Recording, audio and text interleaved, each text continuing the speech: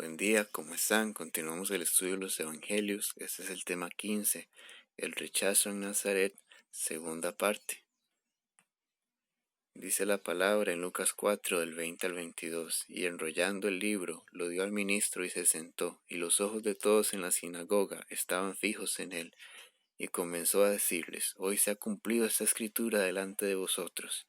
Y todos daban buen testimonio de él, y estaban maravillados de las palabras de gracia que salían de su boca, y decían: ¿No es este el hijo de José? Bueno, primeramente recordamos el mensaje anterior, las palabras de Jesús a las que él se está refiriendo en este momento, y es que él citó el libro de Isaías y se presentó como el Mesías, como el Salvador de Israel y el Salvador del mundo, ese que estaba profetizado en la Escritura.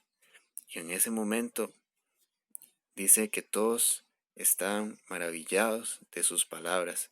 En un principio todos estaban asombrados por las declaraciones de Jesús, pero podemos ver que esa reacción que ellos tenían en un principio, aceptando, en un principio simplemente dejando pasar este mensaje, se va deteriorando esa reacción de las personas. En un principio daban buen testimonio de él porque le conocían durante todo su crecimiento en ese lugar, conocían a sus padres, conocían su trabajo, conocían mucho de Jesús, pero también venía el menosprecio y la incredulidad de muchos, diciendo: ¿No es este el hijo de José? Entonces sucede lo que nos relata el versículo del 23 al 25.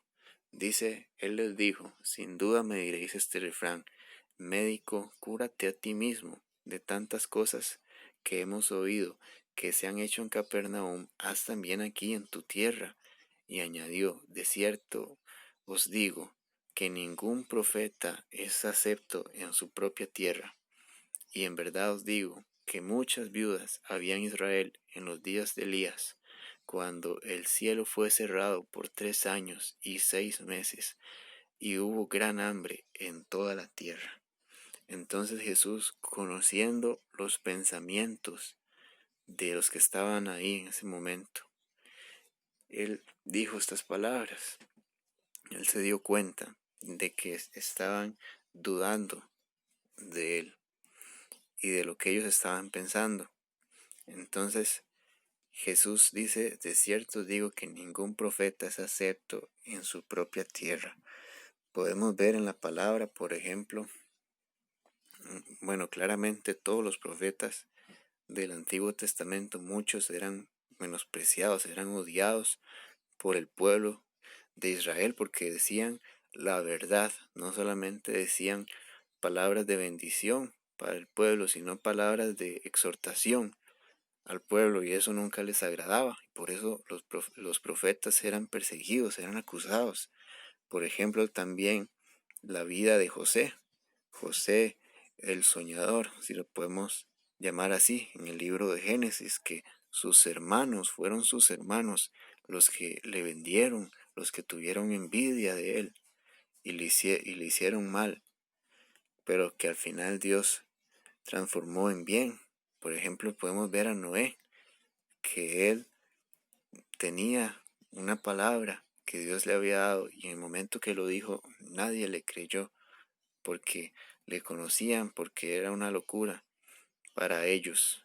Entonces hay muchos ejemplos en la palabra de cómo la persona que habla de parte de Dios es menospreciada, es motivo de burla, es motivo de la risa de otras personas que no entienden lo que hace. Entonces, esto es también un mensaje de ánimo para saber que aquellos que decidamos seguir a Jesús en nuestra vida vamos a recibir persecución, vamos vamos a tener retractores, personas que estén en nuestra contra, personas que nos menosprecien, personas que se burlen de nosotros, y principalmente se inicia eso en la familia.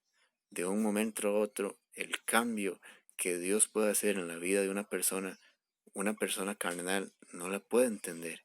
Y por eso es normal que si, que si en tu familia ven que tú te has convertido al Señor, que en un principio se burlen de ti, que no crean que has cambiado, que no crean que has hecho nada, que no crean que Dios puede hacer algo en tu vida. Y este es un ejemplo que nos da Jesús y que nos da paz para saber que ningún profeta es acepto en su propia tierra. Y aunque no recibamos el apoyo de las personas, aún de las personas más cercanas a nosotros o de otras personas, sabemos que tenemos su apoyo y que Él nos consuela en todos nuestros sufrimientos. Amén, como dice la palabra. Y después viene la parte en la que dice: y en verdad os digo que muchas viudas había en Israel en los días de Elías, cuando el cielo fue cerrado por 3 años y 6 meses, y hubo una gran hambre en toda la tierra. Y continúa el pasaje en el versículo del 26 al 28. Pero a ninguna de ellas fue enviado Elías, sino a una mujer viuda en Sarepta de Sidón.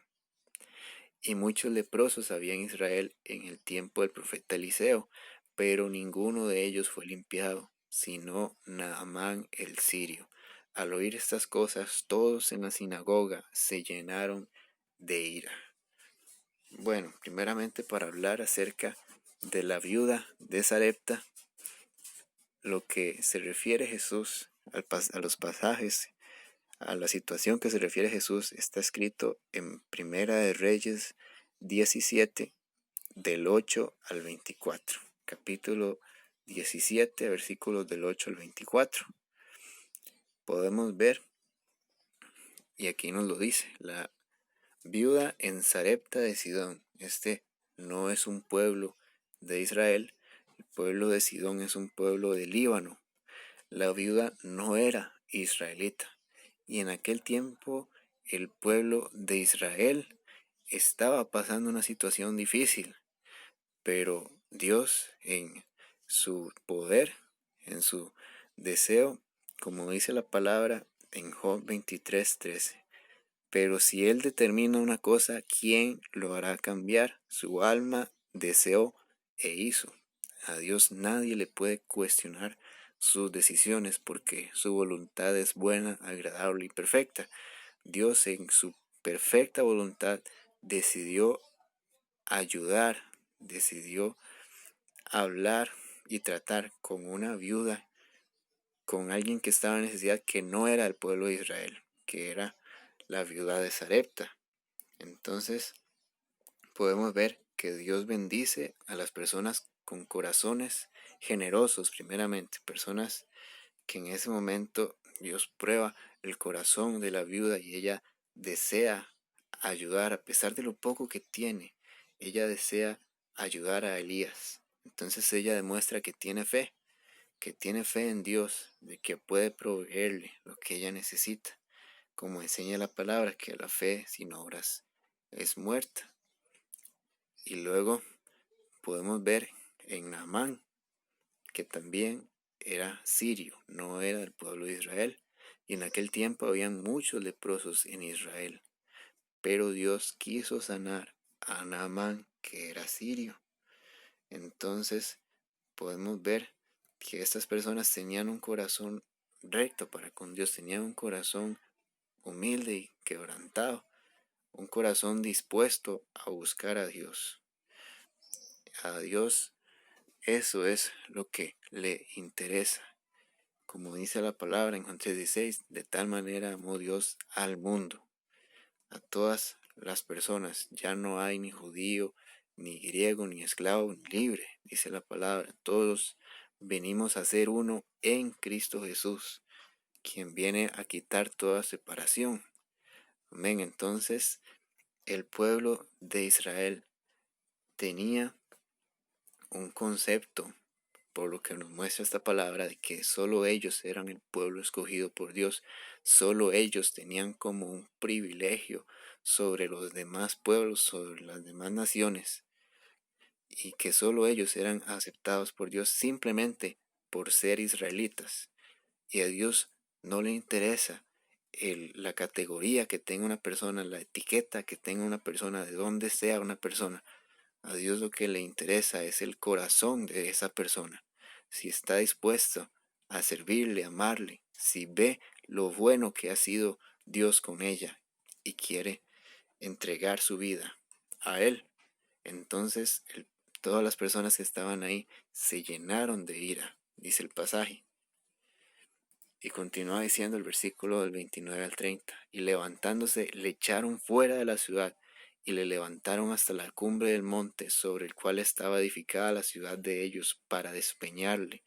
Mas él pasó por en medio de ellos y se fue.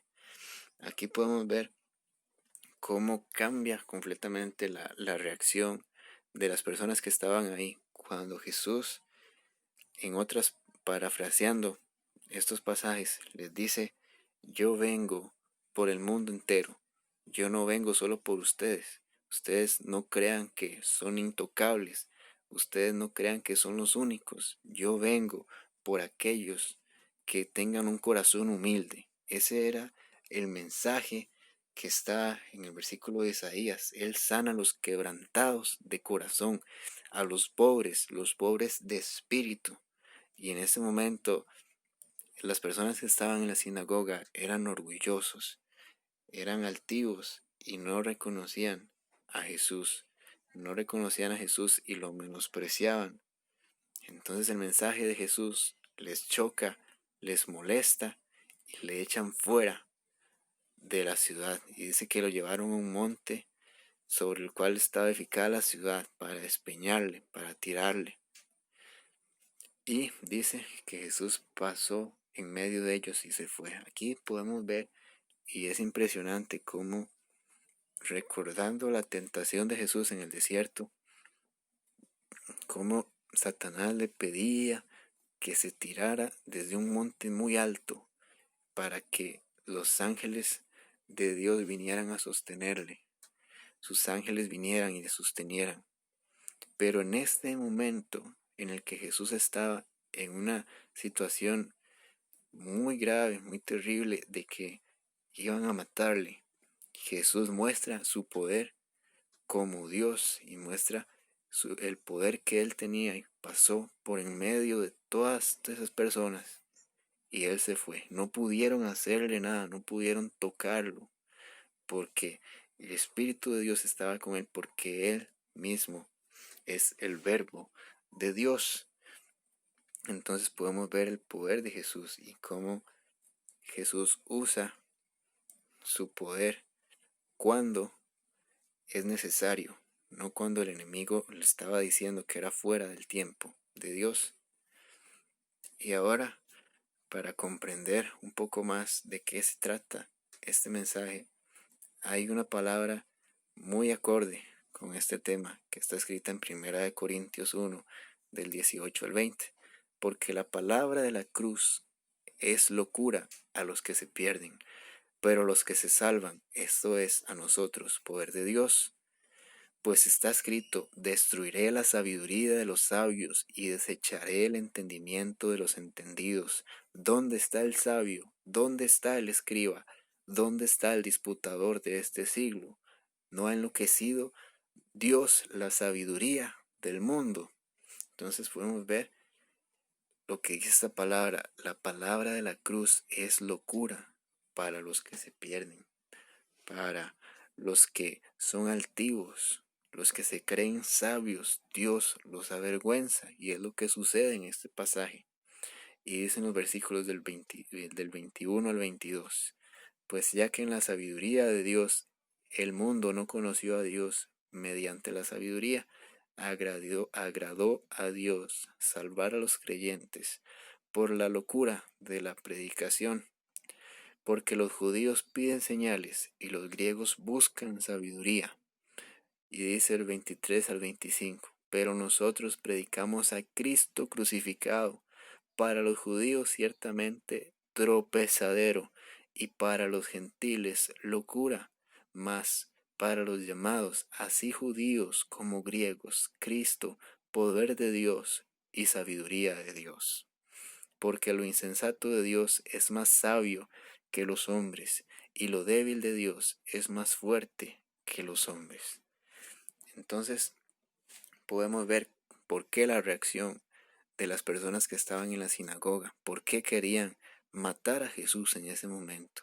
Porque para ellos era una locura, para ellos era una blasfemia lo que él estaba diciendo, que él se estaba declarando como el Hijo de Dios.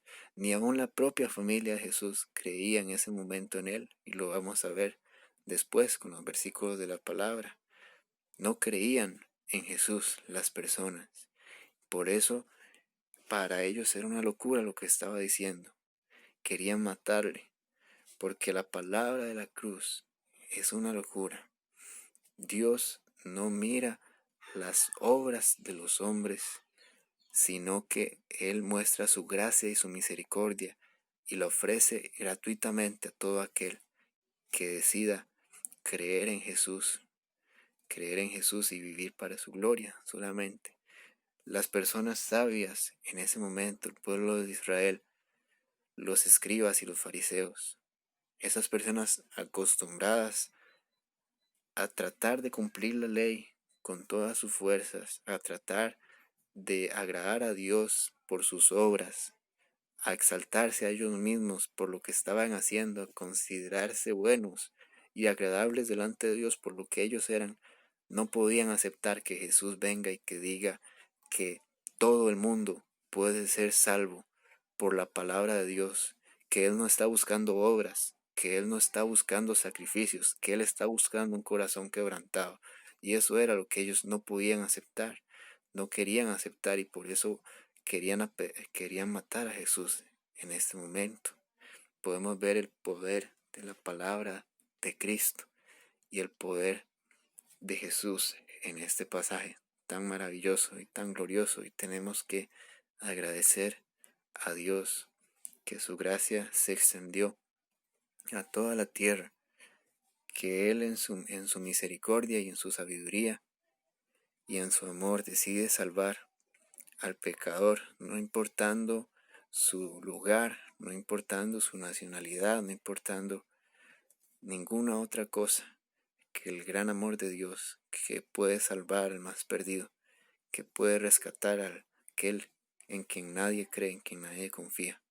Este es un mensaje que nos muestra la gloria y el poder de Cristo en medio de todo, como aún con todos en su contra, Jesús siguió avanzando en su ministerio con la ayuda del Espíritu Santo y en el poder de Dios. Amén. Y bueno, cada semana, si Dios quiere, habrá un nuevo mensaje bíblico y un poema cristiano. Suscríbete, deja tu like y comparte el video si te gustó. Dios te bendiga.